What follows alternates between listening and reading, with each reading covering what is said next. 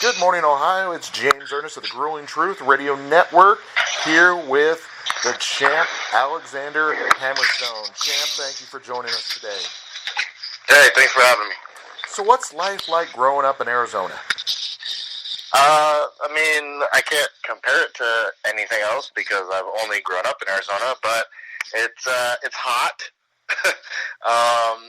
But I like that because during the last couple of years in wrestling, I've got the opportunity to travel to places where it's cold and snowing and awful. I've realized that the heat ain't that bad. Exactly. It seems like it would be a really nice place to grow up. You probably get to swim longer than most people, that kind of thing. Yeah. Excellent. So what sports did you play growing up? I was not an athlete growing up, despite what a lot of people might assume. To be honest, I remember, like, I wasn't like a fat kid or anything like that, but I do remember, like, they'd be doing, like, the school, running tests, and I would be trying. And, like, kids don't try in that. They just kind of mess around and jog around. But I was, like, trying to win, and I was getting, like, last place. I remember doing, like, the push-up contests or, like, the, physical analysis and being, like, dead last. So I was not really a sports kid. I actually played music when I was in high school. I played in the jazz band. I started playing in rock bands. I was a musician. And then on the tail end of high school, I was, like, just determined to overcome my shitty athletic performance, and I started lifting weights and got addicted to it and worked, and eventually turned into the Hammerstone of new.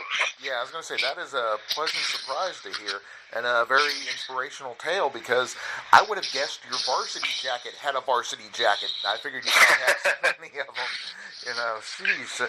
Yeah, I was expecting you to ramble off the different state titles you'd won or that kind of thing, but that is so cool that you put in the dedication and the commitment and went from there. Wow. So, where did you go to school at? I went to Centennial High School in Arizona. And then after high school, I had a full-ride academic scholarship to ASU. But I dropped out to become a pro wrestler, the smartest choice I ever made. Hey, it's worked out for you. So what inspired you to become a professional wrestler? I think it's one of those things that, it's kind of like the dream job. When you're a kid, you watch it, you think, like, man, that would be so cool, but it just seems very unrealistic. Most people have no idea how to even get started or how to get a foot in the door. And that's kind of where I was at. And after high school, I like I said, I had the academic scholarship, but I just didn't. I also graduated really young because I skipped 2 grades, so I graduated at 16 years old. And I was just like, so I didn't feel this overwhelming, like, rush to, like, get my life started, but I just also, like, wanted to make the decision of, like, what I actually wanted to do. So I was, I was going to go to school because that's what you're supposed to do. And I had obviously I had this huge gift in my lap to be able to go for free. But I just, like, the more I was, like, getting closer to that and started getting into it, I was like, man, like, I have zero, like, motivation or passion for this right now. Like, I feel like if I'm going to try something, like, I need to try it, and then, I had some heart-to-hearts with my dad, and he kind of pushed me in the direction of, like, if you're going to try something, go for it before it's too late, and there's no going back. So I found a wrestling school, went in head first, and never looked back. So which school was it? Which wrestling school? Yeah, which wrestling school? So the first guy I trained with, he just trained, he had his own ring at his own house, and he's unfortunately passed away since then. But he wasn't a well-known guy. He was a Southwestern lucha guy, to be honest. So my first trainer was lucha. I had a lot of lucha influence when I first started training. Yeah. A lot of people who know me when I was very, very early in wrestling saw me doing, skip to the top rope arm drags and 450 splashes, a bunch of stuff that if you gave me a $500 now, I couldn't even do. But after that, I trained with a school that was back in the day, it was called the AZ Power Plant, just kind of a rip off of the WCW Power Plant. But trained with a couple of the top guys out here, and since then, I've got the opportunity to do a lot of seminars and train with a lot of guys, but it wasn't a wrestling school that's necessarily prominently known. Both the schools I trained at are no longer even in business, to be honest. So what is your style in the ring? I try to have a little bit of everything. I think it's best to have a variety of tools, but I'm a big power guy. I love strong, obnoxiously brutal-looking offense. That's kind of what I've always gravitated towards. But, in the same respect, I've always felt like I'm able to detach myself from being a pro wrestler and think about it from a fan's perspective, because a lot of wrestlers go in the ring and try to impress other wrestlers, and I feel like I'm able to remove myself from that ego and try to give the fans a good show, so I try to make a style that's, there's technical prowess involved, there's, cool, powerhouse stuff involved, but all in all, it's trying to be a style that people can watch and just really get sucked into. So why is MLW, Major League Wrestling, the best wrestling league in the world? I think really what it comes down to is they find guys that are going to shine for different reasons, and they let them shine. A lot of wrestling companies, what they do is somebody's shining for whatever reason that they're shining for, and then because of that, they get a lot of attention, they get a lot of buzz, they get scooped up, they get a job, but then when they get there, the company goes, hey, but you're not allowed to do that thing anymore. And it's like, isn't that why they're popular in the first place, Exactly. And MLW finds the guys, and they're like, what's your strong suit? Cool, let's dive into that 100%. What do you like to do? How do you like to talk? How do you like to be? Let's do that.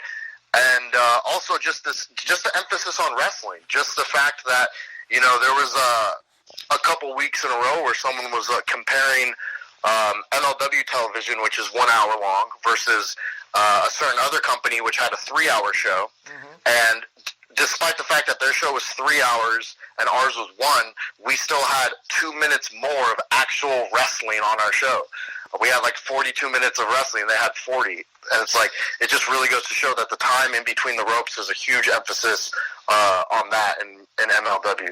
I agree with you. It makes such a difference, because that's the reason why people watch wrestling, is to see the wrestling matches as opposed to the soap opera stuff, which, you have to have some of that, but to predominate, like you said, 3 hours, that is just ridiculous. Yeah, of course. It's it's the story drives the matches, but some places they have matches just to drive the stories, and it's kind of backwards in my opinion. I agree.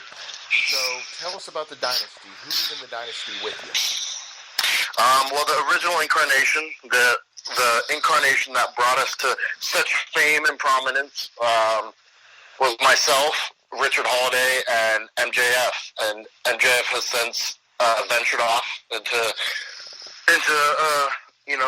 new adventures, and now we have Gino Medina with us, and we're just getting our feet under us as the new incarnation. We didn't get a chance to really get rolling before this whole unfortunate world situation took place, but nonetheless, we're still probably the most entertaining thing in all of MLW. I'm going to just go and say it. Excellent. I was going to say, we had Richard on. He was amazing, but I don't know much about Gino. Tell me a little bit about him. Gino's a guy, so he's super young, but despite that, he's still been wrestling longer than a lot of guys who've been, who are much older, because I believe he started wrestling when he was like 14 or something like that. And he's got a lot of lucha influence in what he does, but he brings that style, he brings that swagger. He's just he's a great talent who's just going to grow that much more. And it's really cool to pair him up with the Dynasty, just because he's one of those guys who he's got all this talent, and all he needs to do is just fine-tune these little details, especially in regards to being on a TV platform where a couple things are, different than just, wrestling indie shows. And I feel he's really just going to grow into his own in the next couple months. So, of course, we know the prestige of your openweight championship. But what about the Caribbean Championship? What are your thoughts on that title? I mean, I think that title was a junk trinket. I think it was, it was the kind of title you might win at a carnival by throwing a dart at a balloon. But now that Richard Hawley has it, I think its stock is rising each and every day. And I would argue that it's the second most prestigious title in the world behind mine. Nice. Do you blame Mace Warner for the departure of MJF? Yes, 100%. It's his fault. There's no arguing that. He pressured him. He tricked him into unsanctioned, no rules, empty arena, bullcrap match. And it should have never happened. And if we were there, it wouldn't have happened. And now we lost our best friend Max. And so when wrestling comes back, Mance Warner's first on my list to get a Nightmare Pendulum. Nice. So how much of a challenge was that tournament? Are you referring to the Opera Cup or the Openweight title tournament? The Openweight title tournament. So luckily, it took place... The way it worked was the people involved got their opportunity to be involved in the tournament based on their winnings prior. So it wasn't like multiple rounds in one night. Luckily, it took place over weeks, and I didn't have to have like 3 or 4 matches in a night like the Opera Cup, which that becomes very strenuous, very taxing, very difficult. But nonetheless, it was still difficult because I had to face Brian Pillman in the finals, and he's another great young talent, so put up a hell of a fight.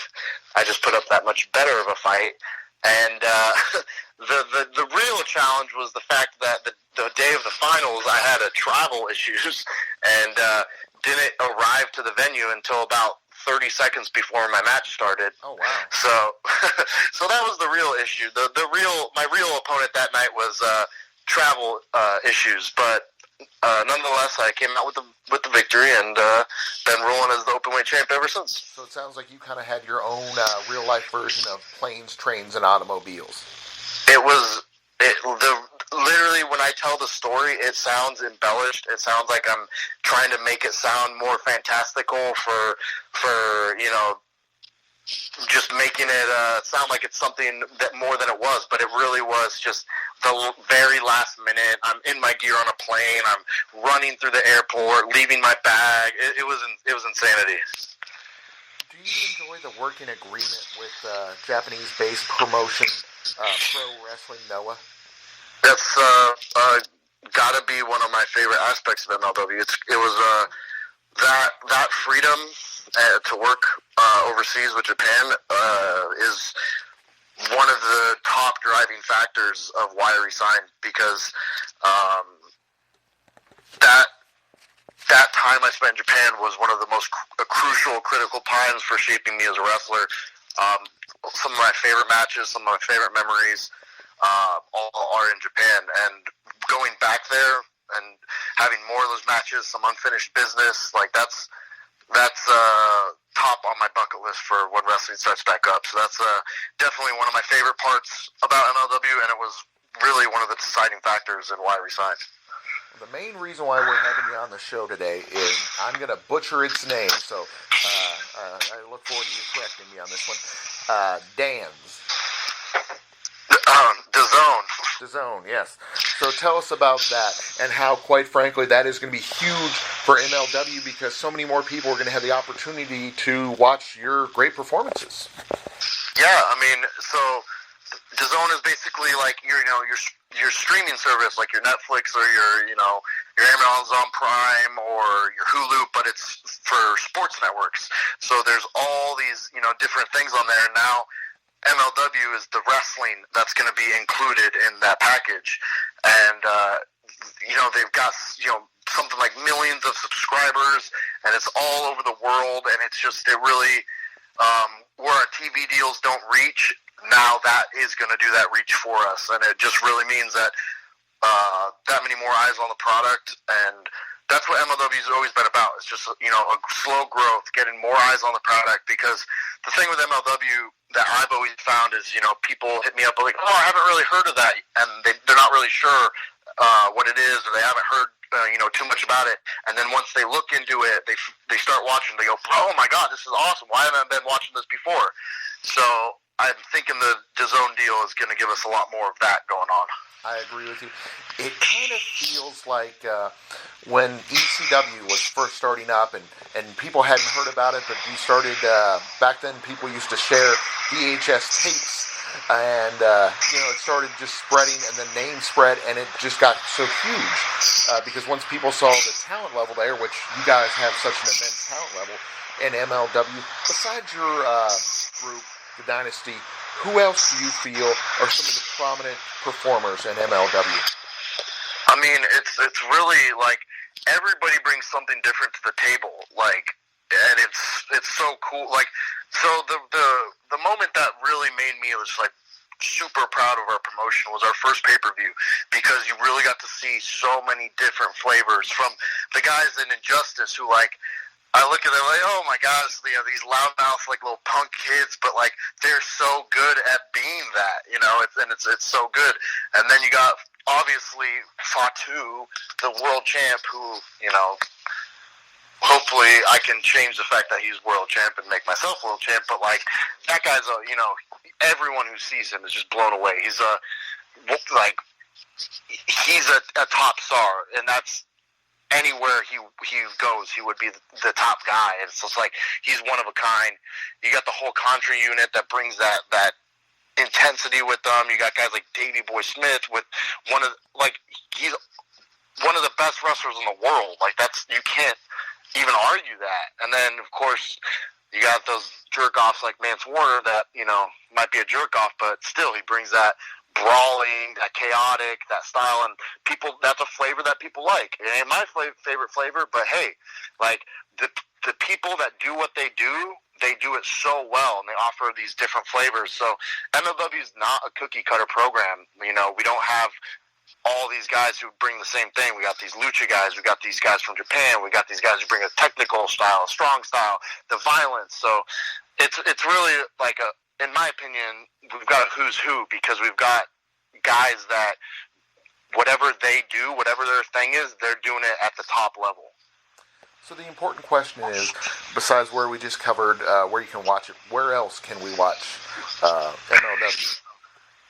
Being Sports, we air weekly, and then on top of that, right now, as of I'm saying this, our entire catalog is on YouTube. So you could, if you're new to it, you could watch, you could go back and watch the last episode, or you could start from the beginning, or anywhere in between.